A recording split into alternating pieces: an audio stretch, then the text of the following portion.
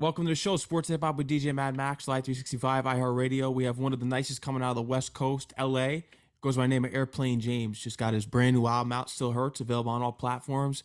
Airplane James, what's going on, man? How's your night going? Man, it's going. I'm feeling good, man. Getting ready. Actually, the Lakers should be on right now. Yeah? They playing Brooklyn tonight, so I'm getting ready for that. I haven't turned it on yet, but I was getting ready for you. Yeah, I hope they do. I hope you go out there and beat Brooklyn because I'm a Knicks fan and I hate the Nets and shove it right down their throat, you know? I'm trying to get over that Celtics loss, man. We need a dub. Yeah, no, you do. And, you can see, the Lakers, they're going to be in the mix this year, I think, to give us some time. You got LeBron James, so anything's possible. Anything's possible with LB, Yeah, the king. So who's your football team before we get right into the album and everything, your career? Who's your football team? Because LA really didn't have that official home football team, because the Rams came from St. Louis, the Chargers came from San Diego. You got the Niners out there in California, in LA, but what team are you rocking with? I'm a Charger fan. You're a Charger fan? Oh, you said they moved from San Diego. I was like, but LT did it for me. When I was a kid, LaDainian Thomas, the colors, I just stayed on, man. I've been rocking ever since. Yeah, no, I could tell it was a tough loss this year, but you'll be back. You'll be back next year. You got Herbert under center, so you'll be fine with him. Herbert ain't no joke. So we gonna see. Yeah, 75 Degrees in Venice. Yes, that song is tough. You've been showcasing your lyrical ability for a while now. When we look at the MCs in the game, who's someone that you think you really compare yourself to as far as the lyrical stature? It can even be icons, because I know you love Lil Wayne. You've been a Lil Wayne fan. He's really what got you into this game when looking at the orange bandana back in the day. Who's someone who has that lyrical firepower that you want to be toe to toe with when we're looking back on things? Wayne for sure. J. Cole. J. Cole is one of my favorites. Kendrick, obviously. And Drake, you know what I'm saying? When Drake timestamp records, man, it's like the flow gets godly, you know what I'm saying? So that's somebody I really pay attention to. Yeah. No, you could tell that just by listening to the music, for years now. Low key hurt, it still hurts. So how do you plan on not feeling hurt anymore eventually? Man, motherfuckers got to stop having me fucked up. Talk about, and then maybe I'll get over it eventually. No, but it's good that you've been expressing, how you feel in your music, and you've spoken about it in the past that people don't want to really showcase that they're in their feelings or going through their emotions. Why do you think it's so difficult for hip hop artists to do that? Because when you look at the R&B side of things, there's no problem there, and you're someone that's actually sampled some R&B artists, and in particular on this album, Tyre, Sweet Lady. Yes. I think that, hip hop has that, ego, macho man, and they don't want to, they look at that shit as like a chink in their armor, I always, from the get-go, like even Wayne, you know what I'm saying? Like when he came out, even Hustler Music, that's one of the first songs. And like the hook is, baby, you gotta know that I'm just out here. Like that right there was like, damn, middle finger to the judge if the money don't move. You feel me? So, yeah. And then when Drake came out, obviously, and he was talking about his feelings, I'm like, man, I don't know if it's the Pisces energy with me, but I'm like, I'm definitely gonna be one of them niggas to get it off. Yeah. I'm gonna feelings. Period. Drop 7 classics. You even mentioned it on the newest album. What is a classic in your opinion in this day and age with the digital age? Because when I look at classic albums, I say it this way. When we look at it from the R&B perspective, I think the last classic to drop was Blonde by Frank Ocean. Then we look at classic hip-hop albums. The last classic hip-hop album, in my opinion, was To Pimp a Butterfly. What is your definition of a classic album in this day and age with the tech and just how everything is taken over from the social media standpoint? That's a good question. I think that shit is like so opinionated, but to me, it's something that in this day and age, you can listen to front and back, no skips, and it's going to stand the test of time, whether you pick it up today, pick it up a year from now, pick it up 2 years from now, it's going to give you that same feeling. Because a lot of shit is not giving you that, you put it down 2 weeks after it come out, you probably won't play it again. Yeah. So I'm going to go with like replay value for sure. That's what makes it And then, storyline, how sequence, how it's put together. I would go with that. So. I agree. You could tell, especially everything you've created in chronological order, especially with who the F is Airplane James. Do you feel as though now the people know who Airplane James is? Are you finally here? Because you're really getting the buzz. For sure. Man, that started, just off of not taking myself too serious. Like this guy, Deshaun, LA, I'm not sure if you're familiar with him, but he really cares about the music scene in LA. And he came out with this report card. Oh my God, like that caused so much havoc in the streets of Los Angeles. But he gave me a great grade, you know what I'm saying? I'm like, shit, I'll take my grade, but a lot of people are like, man, who the fuck is that guy? And why you have the same grade as Vince Staples or higher, like who is, so the timeline was going crazy. So I decided, you know what, let me put a collection of records together, call that shit What the F2, and the rest is history. And now he dropped another report card this year. That was last year. Not one single person was like, who was Airplane James? So that alone is like, okay, I know for sure I'm making progress. The growth is there, especially when it's funny just learning about your history, because we share something in common. I'm afraid of flights. So the fact that your name is Airplane James and one of your fears is flights. That's so crazy, right? But it's name don't come from like an airplane, it's really like an ode to my grandma. That's something she used to call me because she told me I was very hard-headed. But I'm getting over that flight fear, man. I got a couple flights. I'm supposed to be going to Atlanta, and I'm going to the East Coast for the first time. I'm supposed to be going to New York in a couple of months. Oh, yes, that's local here. Yeah, so we'll see. Over, I flew to Vegas for my birthday. It's only 30 minutes, but I didn't have any fear. Did you stay awake during the flight? Because I know you're the type that gets on the plane, you have to be asleep the whole time. Exactly. So, I mean, it's only 30 minutes. So I stayed up the whole time. I'm like, Now, if that's a 4 or 5 hour flight, maybe it'd be different. Maybe I'll stay up all night. But I got some sleep and I caught the plane and I stayed up the whole time. Probably because my girl was with me. Maybe that made a difference, but I wasn't scared. Yeah, no. And we could really look at this, your path in life, just starting from your grandma, because I heard that she was the one who wanted you to go to church and got you into the choir, but you didn't do much singing in the choir. You were kind of just there. Yeah. Yeah, I was just there. It's crazy because that's the only lick of music that I was able to get, like growing up in that household. My grandma wasn't a super musical person. She never played music. She just, watched her oldies, watched her like Western movies and shit like that. So I had to go and grab music on my own. So the church was my first introduction into it. But I knew I wanted to do something else. But it was a dope experience being in there. But as a kid, I'm gonna be real. Don't nobody want to be in church, especially. I don't want to be in there. It's just sound like a bunch of blah blah blah blah blah blah. Boring and just nonsense, and just put that donation in the collection plate. You'll go to heaven. I only cared about the donuts. You know what I'm saying? After Sunday is over, I'm like, man, I need to go get my glazed donut after for sure. It's the celebration afterwards, and then that's what makes church all good. But you speak about it because when we look at albums like Speaker Box, that was your introduction with Outkast, the Carter 2, the Carter 3, and Beg for Mercy with G Unit. Those were the albums that were your gateway into the game. Right. You know what, man? Those times I always try to recap. That's why I'm heavily into sampling and shit like that, because I still remember those feelings. Like when I heard that, like Speaker Box was my first album actually that I bought with my own money. Do you still have that copy actually? I don't. I don't know what happened to that, but that album is near and dear to me for sure. Do you look back now, especially when we look early on in your career, when you look back at the MP3 player that your brother got you and you're freestyling Fresh as I'm Is, which is Lil Bow Wow. Oh, there you got your daughter here. Yeah, she wants to be here.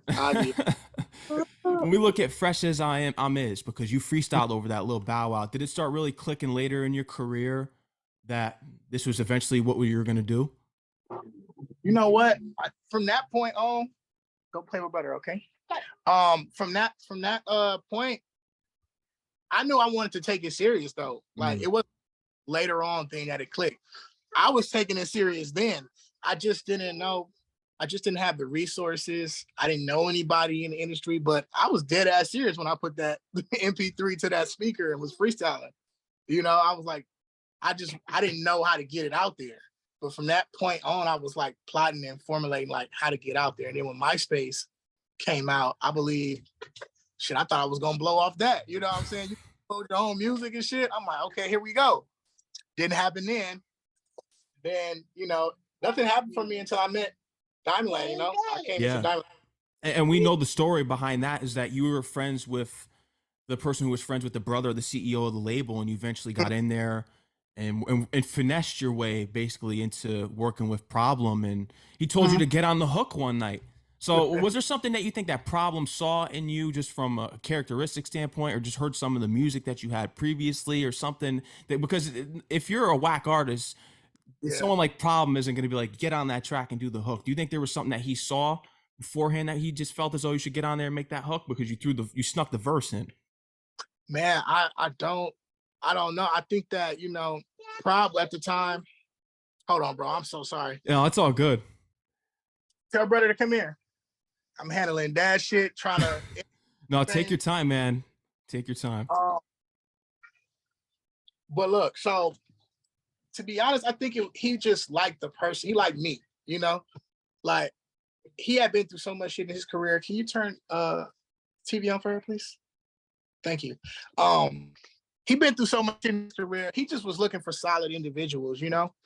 And I was around, like, I think he went through 2 albums while I was around, you know, never asked once, but he just fucked with the company. You know what I'm saying? Like, I'm showing up every day. I'm not asking to get on records. I'm not, you know, I'm just showing face. Yeah, I'm just there.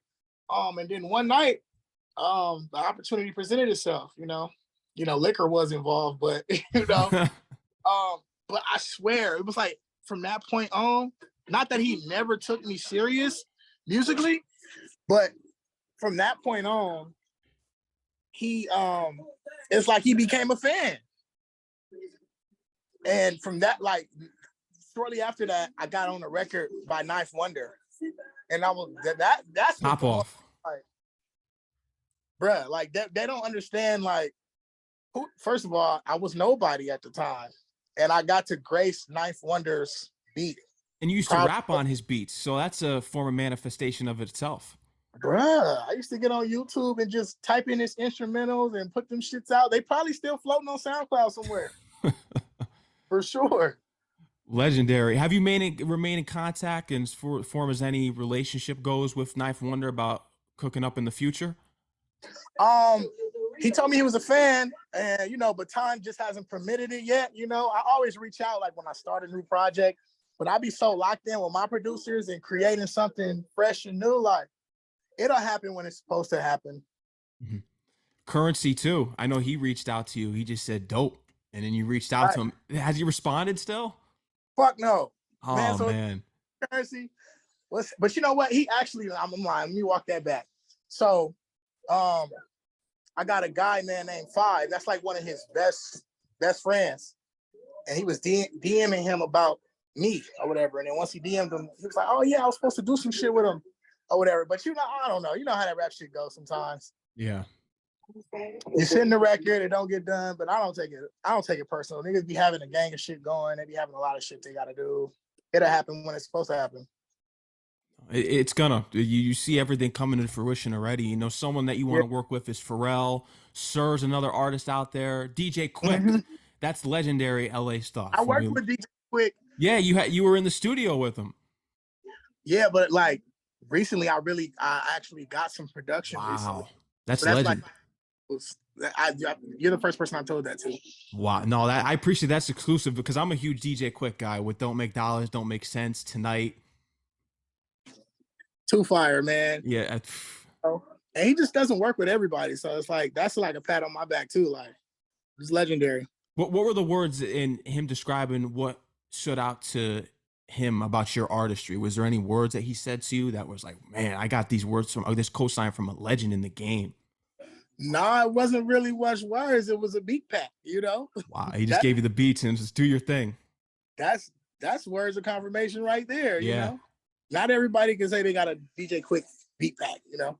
No, that's legendary, you know, when we really look at it, because you've been really progressing this far and Problem all the way, because he was teaching you the beat structures. Now, what was the most difficult thing to overcome in how to get your structure down? I don't know, man, because it was, you know, it's crazy because you look at the game now, take a song like Poland, Lil Yachty, with a hook and a half a verse, and the song's over.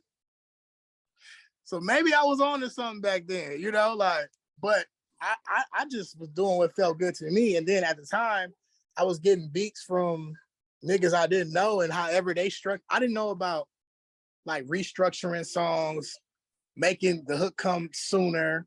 I just did the songs according to the beat. Like, the beat feels like it drops right here, I'm going to do the hook right here. So however long it takes to get to that hook, 32 bars, 40 bars. And I probably like, what the hell is this, man? Don't nobody want to hear you rapping all that shit. So he first couple of tapes, he broke up the lyrics and put hooks where they were supposed to be. He damn near like produced the albums. Crazy. Yeah, that is crazy. But this is keeping the West Coast tradition, because when we look at the game, 200 bars, 92 bars, he just goes and goes and goes without the hooks. No, Game is crazy. They got to put some respect on Game's name, bro. Game's a legend. I know with Drillmatic, the whole Black Slim Shady thing, people were clowning him for it with the diss, but Game is a legend. Record, bro, I didn't listen to that record, but Game is one of, you know what I'm saying? When he's just rapping, he's hard to beat. You know what I'm saying? He's definitely top 5. Yeah. Oh, absolutely. And have you had an encounter with Game at all? Man, the only encounter I ever had, I was backstage. This was before. I was rapping, but I wasn't like where I'm at today. I don't know. It was like I was in Fresno or something. He was in the back. It was a gang of niggas back there. I don't smoke. I never smoke. So standing there, and I was like, kind of like a little like starstruck or whatever. I ain't have shit to talk about. I really didn't, you know. He passed me the blunt. He passed me the blunt. I'm like, I don't smoke, bro. He like, oh, okay, for sure, homie. And then he passed it the other way. And that was the only interaction I ever had with Game. He don't even know who the fuck I was. But he knows now, even if it's on the down low, he knows. It's ringing. It's ringing out there. But you know what was amazing to hear, and me researching you, was your encounter with Nipsey, because you were driving down Slauson, you said, "What up, Nip?" And he just gave you the end fingers. Boom! Chunked it up. You Crazy. Feel me? And that was Nip. You know what I'm saying? Like, he didn't know who that was, but you know what I'm saying, in LA, that's like, you know, he just chunked up his gang type shit. But you know, it wasn't, I didn't take it as disrespect. He just was like, you know, what's up with it? And I'm like, man, that's the most Nipsey shit you can get. You know what I'm saying? That's some LA shit, you know?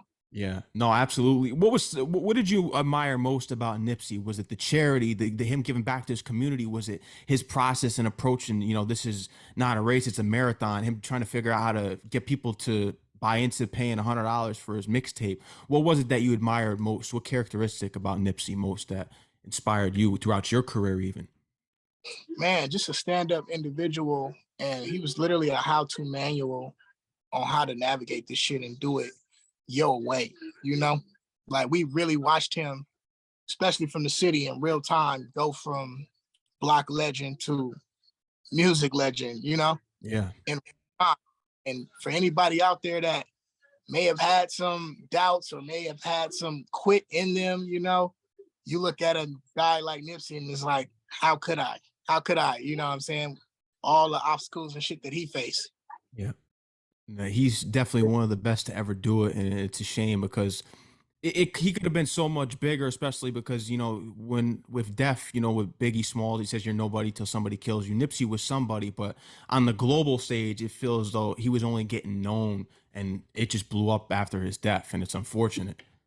Unfortunate, and I feel like in the grand scheme of things, he was just getting started. You know, I'm saying, we was fans since day one, but he was on the start of something phenomenal. That album passed away was Victory Lap. You know, Victory Lap was classic. Yeah. He's gonna follow right back up. He had a single Racks in the Middle. That was gonna be on the next shit. It all is together, so people don't really remember. But I think he got the Grammy for Racks in the Middle. Yeah. And that wasn't on Victory Lap. So I was that bothers me, obviously. But it bothers me to see, like, man, I just don't understand, And he was like robbed, because I wanted to see where he was gonna go musically after, Victory Lap. And maybe we'll hear it, maybe we won't, but that's just something I always think about. Yeah. And I feel the same way coming from the East Coast, because when Chinks died in New York and Queens, because he a lot was of people saying that on Twitter, like when Nip passed, like, damn, this is what New York experienced when Chinks passed away. Yeah, because he was like that one out there for us, and we lost Chinks and then we lose Nipsey. It's like, and they made songs together. So it's crazy how everything just integrates from there.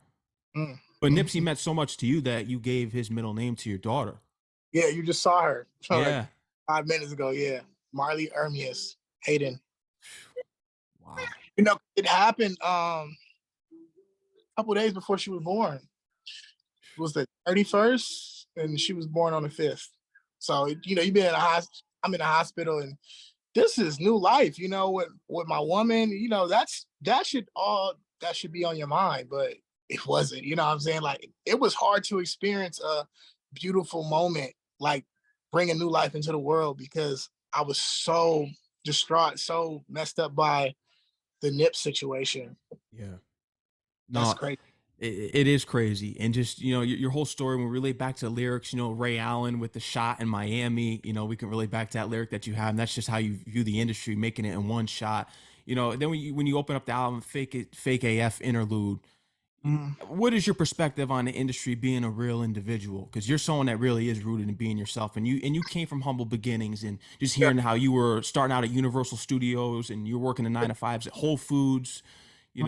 I've been there. So tell me, how do you view this whole perspective of definition of making it and maintaining longevity in this career?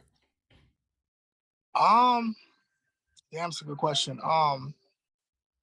I just try to keep that shovel in the dirt, man. That's my, because it's like, man, this industry is not real, like if this was street shit, like a couple of people would have been caught phase, a couple of people would have been, you know what I'm saying? But you can't do that here, because somebody's gonna feel this way, or somebody's gonna.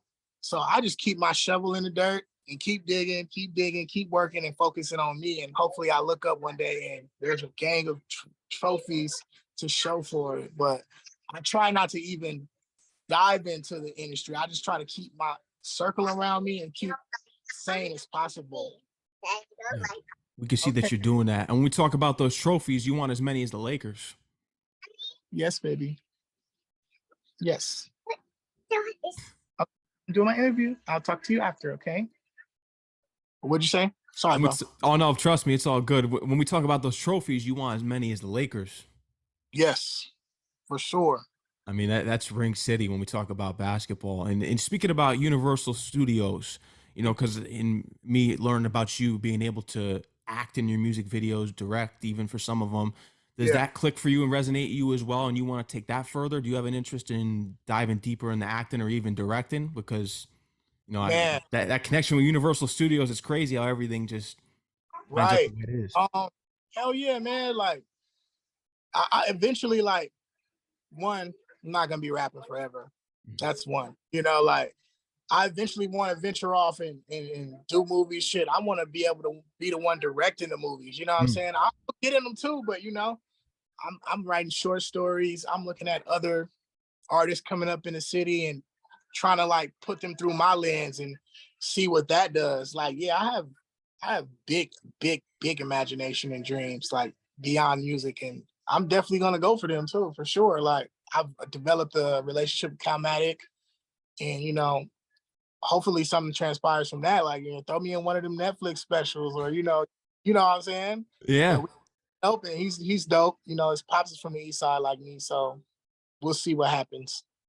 What type of movie would you want to act in, or it could be a TV show, and what would you want to create? Because sometimes when you're an actor, you may have a different vision from the director. So I wanted to get your director standpoint and acting standpoint. What would you want to take part in?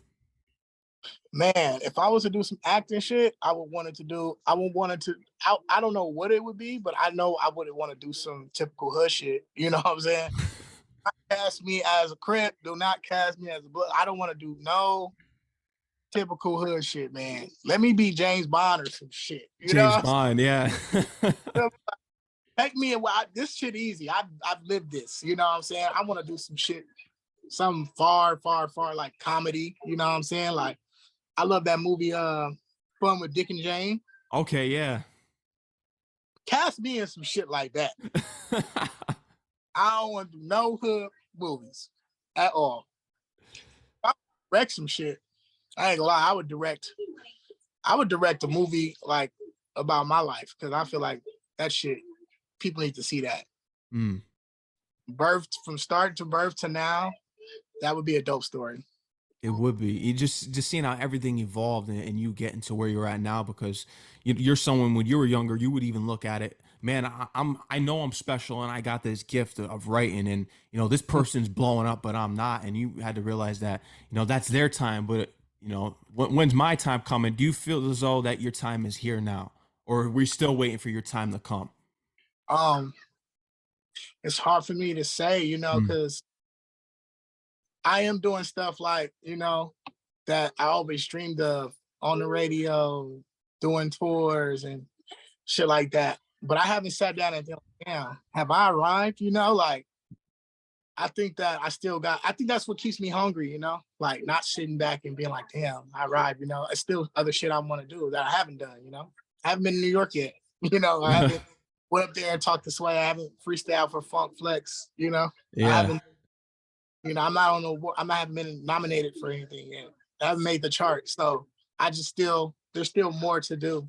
Yeah, but no, it's gonna happen.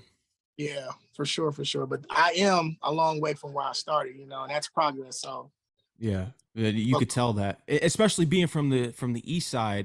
You speak about all the time, Easties, they got a bad reputation. Do you feel as though, because you got G Perico out there, you do have other artists that are making it from the east side, but do you feel as though that played a factor in artists breaking through the LA scene because of the reputation of the east side? Do you feel as though that has played a factor at all? Maybe, yeah, to some degree, for sure. Like the east side is just not people don't be on the fuck with the east like that, It's just get a bad rep for people in general. But that's why when I came out, and even like some of the artists prior, like they weren't really, and no disrespect, but they weren't really, I'm from the east side. It was just like, I'm from LA, you know what I'm saying? You find out. But when I came through the door, I wanted to put a fucking emphasis and a stamp on that to just change the narrative. Like, it's niggas over here that stand on principle and morals. This niggas over here that's fly. This niggas over here that do what everybody else does, probably better. Yeah. No, I agree. And, I wanted to bring something up that's important tonight, because we know the police corruption all across the country in LA, they're racist. We know what goes on, but what are your thoughts on just what recently happened here in Memphis, man? Because I wanted to bring that up because this is the first time that I'm publicly really addressing it. And all cops are bad. I do not back the blue, never will. But what are your thoughts on just what has transpired? Because it's such an important issue. Man, I think that it's very unfortunate. You know what I'm saying? I watched a little bit of it. I couldn't watch the whole thing. It's just gives me PTSD. But it's just, man, something has to happen. You know what I'm saying? For that to keep on happening again and again and again and again, it's just so upsetting. You know what I'm saying? And they're asking that man to put his hands behind his back, simultaneously spraying him with pepper spray. Now, the homie been pepper sprayed before. I've been pepper sprayed before. This is what you want to do. You know what I'm saying? That's the first do. So it's like, I don't know. They could have handled that situation better, and they need to be prosecuted to the furthest extent, you know what I'm saying, and thrown under the jail and make an example out of them that, bro, this shit just can't keep happening. Yeah, no. And what's so shocking, because when we do look at it, we always expect it to be white cops, and then it just resonates back to Ice Cube's lyric, black cop showing out for the white cop. It's just disgraceful. It's the whole police system. It's all you can't trust any of them. Yeah, it's like, man, I don't know where to start with that shit. Like, you know, like, what can we do about it? Like, I don't know, dude. Like, I know I'm tired of seeing that shit though. Yeah. You know, trauma, trauma after trauma. I'm like, damn, it's like, I don't know if you peep, like, that was like the videos, like they were like rolling that shit out like an album. Like, I was like, yeah, and just like the one that really was just unbelievable when they were holding them up, letting every officer take a turn at punching, then kicking them on the ground, you know. And I'm so sick of the double narrative in this world that we live in now. That and it comes from white people when we look at it. I'm gonna say it is what it is. And when you look at Twitter and they say, oh, well, he was resisting, he ran away. Well, he ran away because he was in fear of his life. Stop making excuses and loving the police. yeah. I'm tired of the cop love. I'm sick of it. Call me whatever you want. I'll never back the blue. They can stick it with that message, okay? They could stick it, like for real. Something's got to happen. You know what I'm saying? Yeah. It's a damn shame. You get pulled over. You're like, damn, am I gonna make it home tonight? It's terrible. No, and just every video. I mean, how many more videos do we need? Just that's gonna make people's minds sway. It gross. Horrible. But I want to get back to Still Hurts. I just want to address that, and those important issues. Still Hurts. What's on the way with this? Because you mentioned you're coming to New York. Is this with the tour that you're going to be putting together for the Still Hurts? I think I'm gonna do some media out there. I'm gonna go, come do some shit out there. But yeah, I am putting a tour together. You know what I'm saying? Stay tuned for that. We still working on details and cities and shit like that. So stay tuned. Stay tuned. You already know. Airplane James, anything else you want to let the audience know that we didn't cover here tonight? I appreciate that DJ Quik exclusive, but is there anything else that you want to let your fans know? Still Heard Out Now. Still Heard Out Now. That's all I want y'all to do. I want you to go play that. Play it for your friends. Stream it. Share it. All that. Buy the merch. The merch is out now. And y'all gonna see a lot more from me this year, man. I got another project in the works right now. It's already done. It's in the mixing and mastering phase. So I do just want to say this. Low Key Hurt, Still Hurt. It was a trilogy. So we got one more project in the cut. One more hurt. Very soon. One more hurt. And then that'll be the end of the trilogy for that. And then just on the 8th classic too, because you mentioned you got 7. Now you have 8 on the way, right? Feel me? That's one of my favorite numbers. Rest 8. In peace, Kobe. Kobe. Exactly. The Mamba. Yeah, he's the greatest to ever do it, from the aspect of the mentality and his accomplishments off the court. I get that Jordan, he's got the rings, the championships, but when we look at what Kobe meant off the court, especially winning an Oscar, he was just getting started with his career. That's why I always think, Michael Jordan is the GOAT, but to me, Kobe means more. Man, to me too, man. And it's crazy. Since he retired, everybody just stopped giving him the love. Like, yeah. Never seen no shit like that. Like, as soon as he started, they're taking him off the list. He's not top 10. I'm like, y'all crazy, man. Kobe's the GOAT. Yeah, no, he is. He's like one of the only players, if not the only one, I think, to only have 2 numbers retired. Is that right? 8 and 24. Mm-hmm. Crazy. Scored points, bruh. Kobe's a legend, man. Just and how relentless he was. I got this book called Relentless, by the dude who trained Kobe. I'm only at 1 chapter in, and it's just like Kobe's crazy, dude. Yeah, he's unstoppable. Bruh. Did you ever Gary Vee talking about how Kobe tried to pull his Achilles tendon back down? Yeah, I did hear about that. What? I don't know what that pain is like. Maybe I should have an athlete, but you would think you would want to go get help. You pulling it, trying to pull it down and continue to play. He's a warrior for sure, especially, serves as a motivation for everyone out there. And we all have that Mamba mentality in some sort of way, just the impact that he had on the game and the culture, all around the world. Airplane James, man, I want to thank you for coming on the show. I got Still Hurts in the rotation. Thank you for your time. I appreciate everything that you're doing out there for hip hop, man. Keep doing you. Having me, bro. You already know, man.